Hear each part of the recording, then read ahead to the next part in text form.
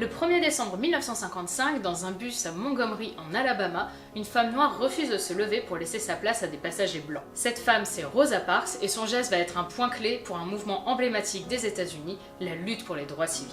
Cette lutte s'est orchestrée en réponse à de nombreux événements racistes, humiliants, violents, des événements qui ont alimenté la nécessité pour de nombreux Noirs américains de se battre pour leurs droits, pour avoir des vies décentes, bref, pour ne plus être considérés comme des Américains de seconde zone.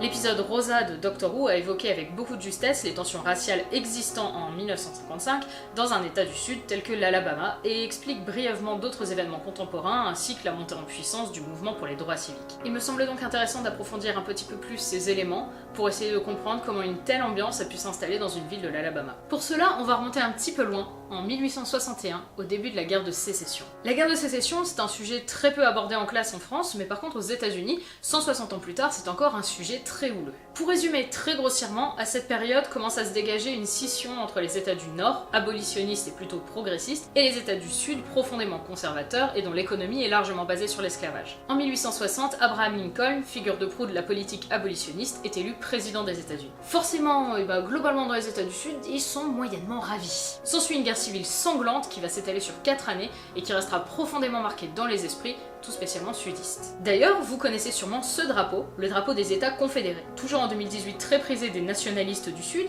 des ségrégationnistes et des membres du Ku Klux Klan. En 2018, oui.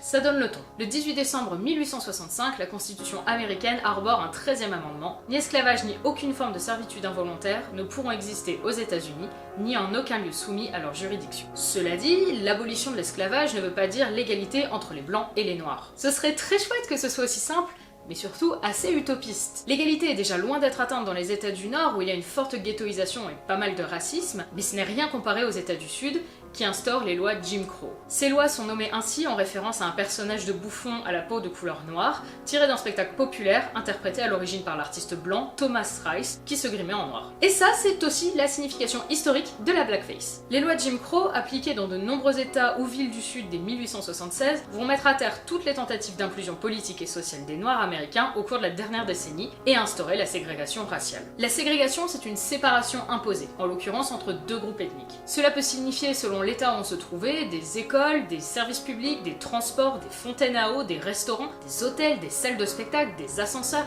des cabines téléphoniques, des magasins, des toilettes publiques, des salles d'attente, des zones résidentielles, des orphelinats et même des prisons séparées entre les blancs et les colorés. Dans certains États, une personne blanche et une personne noire ne peuvent pas se marier par exemple. Ces lois étaient donc propres à chaque État, ce qui, vous imaginez bien, était absolument un calvaire pour un voyageur noir qui voulait passer d'un État à l'autre. Ce qui rendait la ségrégation légale, c'est qu'elle se cachait derrière les lois pour dire que les blancs et les noirs avaient accès aux mêmes droits, vu que les noirs avaient aussi accès aux écoles, aux transports, etc.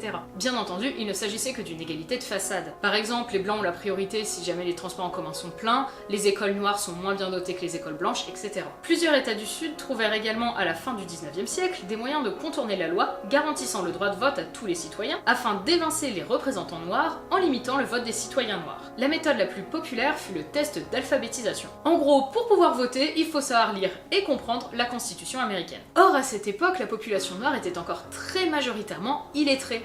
C'est pas de chance, hein. Oh là là, quel hasard. Bon, comme ça on dégage aussi au passage les blancs pauvres. Ah, une pierre deux coups. Malgré une augmentation des contestations et des boycotts, il est donc assez difficile pour les noirs de protester pendant des décennies. La peur au ventre à l'idée d'être battu, voire tué si on le provoque de quelque manière que ce soit, le sentiment qu'avoir des services accessibles pour eux est mieux que de n'avoir rien du tout, et pour les blancs, il y a toujours cet héritage sudiste d'une séparation des races qui reste très marquée culturellement et sont donc tout à fait normales pour la majorité de la population. Pour couronner ce racisme ambiant déjà exacerbé, les États du Sud voient la prolifération d'une organisation de suprémacistes blancs déterminés à récupérer et garder par la violence ce que la guerre de sécession leur a fait perdre. Il s'agit du Ku Klux Klan, fondé en 1866, juste après l'abolition de l'esclavage. La fin du 19e siècle voit une augmentation substantielle de lynchage, au début rossant ou fouettant des noirs, ou des blancs s'étant associés aux noirs ou les défendant, puis assassinant une centaine de personnes chaque année, les torturant à cause d'un simple regard de travers, parfois même juste pour se défouler. C'était bien sûr illégal, mais un noir pauvre et seul retrouvé pendu quelque part, c'est assez facilement dissimulable pour les autorités. Et en plus, c'est une merveilleuse façon de contenir les suprémacistes blancs, comme ça ils se tiennent à carreau quelques temps et ils sont contents.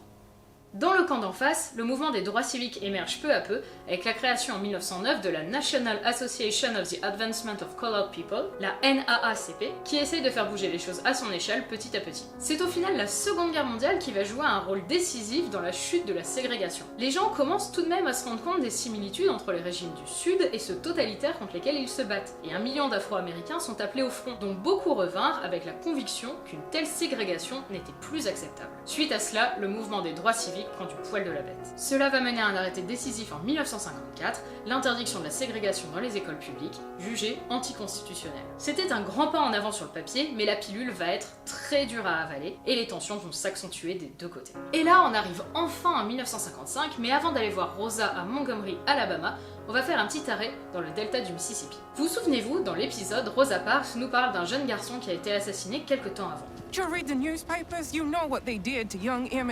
Emmett Till était un adolescent de 14 ans venant de Chicago, venu passer durant l'été 1955 quelque temps chez son grand-oncle dans le Mississippi. Sa famille l'avait bien mis en garde, lui disant de bien prendre ses distances avec les blancs pour qu'il ne lui arrive pas malheur. Emmett, comme tout adolescent de 14 ans un peu rebelle, ne l'entendait pas de cette oreille. Alors qu'il venait de faire quelques achats dans une boutique avec ses amis, il aurait sifflé la gérante, Caroline Wright. Ses amis affirmèrent plus tard que ce n'était que de la provocation. Emmett n'avait pas peur des blancs pour l'argument qu'il était sûr qu'il n'allait rien lui faire vu qu'il venait du nord et non pas du sud. La version de Caroline, elle, fut bien plus exhaustive, parlant de propos vulgaires ou alors encore qu'Emmett l'aurait saisi par la taille. Et il faudra attendre 2017 pour que Caroline admette qu'elle avait menti et que tous ses propos étaient inventés. 62 ans trop tard donc. Pourquoi donc trop tard? Eh bien car 4 jours après l'incident, le 28 août 1955, le mari de Caroline, Roy, et le demi-frère de celui-ci kidnappent Emmett pour lui donner une raclée. L'adolescent montrant qu'il n'avait pas peur d'eux, ils entreprirent alors, attention c'est graphique, de le torturer en lui arrachant les globes oculaires, en l'étranglant avec du barbelé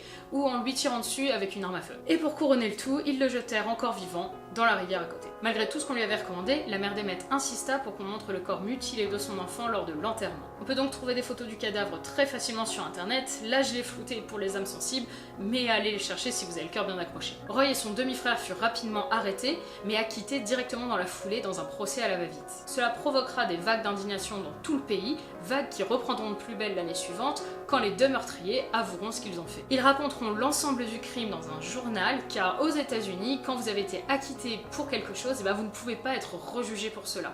Donc il savait très bien qu'il n'irait pas en prison si jamais il l'avouait. Maintenant, revenons donc sur Rosa Parks. Le fait de refuser de céder sa place dans les transports en commun, c'était pas quelque chose de rare à l'époque, mais c'était des affaires qui étaient souvent peu utilisables pour défendre les droits des Noirs, car il y avait souvent des failles dedans qui pouvaient être utilisées par un jury de mauvaise foi. Par exemple, une plaignante écartée pour cause de père alcoolique, ou encore une autre qui a gagné son procès, mais c'était pour des motifs commerciaux, et donc pas tout à fait la même chose que pour le grand public. L'un des cas les plus connus est celui de Claudette Colvin, une adolescente membre du NAACP, dont fait également partie Rosa Parks, qu'elle connaît bien. Le NAACP refuse d'organiser une stratégie basée sur le geste de Claudette, à l'époque suspectée d'être enceinte d'un homme marié, ce qui aurait fait mauvaise presse. Il leur faut un cas à défendre de quelqu'un à l'abri de tout reproche. Quelqu'un de distingué et de respectable. Rosa Parks répond à ces critères et elle est prête à se battre. Tout part de son avocat, Edgar Nixon, président local du NAACP, qui lance un appel à mobilisation. Dans la foulée, un pasteur local, membre du NAACP, Martin Luther King Jr., est élu président d'une nouvelle association non violente de désobéissance civile, la Montgomery Improvement Association.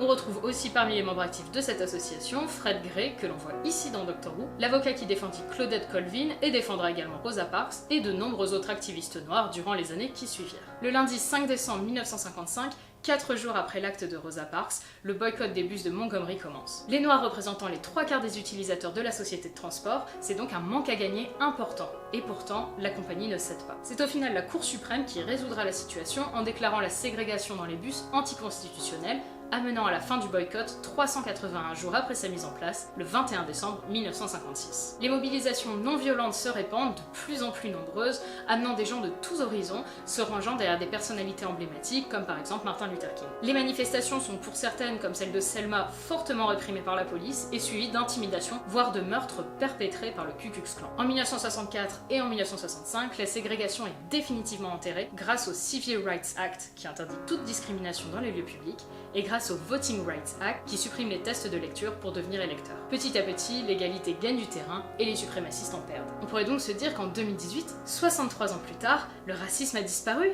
Ça serait beau, non? Le 21 octobre 2018, jour de la diffusion de l'épisode Rosa, à bord d'un vol de la compagnie Ryanair, un passager insulte sa voisine, une dame noire, la traitant de bâtarde de noir, ou encore de vache stupide et moche ne parlant pas sa langue, insistant pour qu'elle change de place. Quelques autres passagers interpellent l'équipage pour qu'ils expulsent l'homme de l'avion. Eh bien non, c'est la victime qui a dû changer de place pendant que l'homme continuait son vol tout à fait normalement à sa place. Réaction minimale de Ryanair suite au scandale qui s'ensuit. 63 ans se sont écoulés depuis que Rosa Parks a été expulsée du bus, et pourtant on fait encore bien passer en priorité l'intolérance et le racisme. Bref, même après le boycott des bus, le combat a continué. Y compris pour Rosa Parks, qui avait déménagé entre-temps dans le Michigan pour reprendre une vie moins risquée. Elle vit une vie engagée mais somme toute normale, participant à des actions pacifistes jusqu'à un âge avancé. Durant ses dernières années de vie, elle va avoir de nombreux problèmes de santé et de problèmes financiers et va devoir pas mal s'appuyer sur son église locale pour pouvoir garder la tête hors de l'eau. Elle décède le 24 octobre 2005, entraînant une vive émotion et une vague d'hommages au travers du pays, essentiellement à Montgomery, ville qui a depuis pris la tête des villes emblématiques de la lutte pour les droits civiques.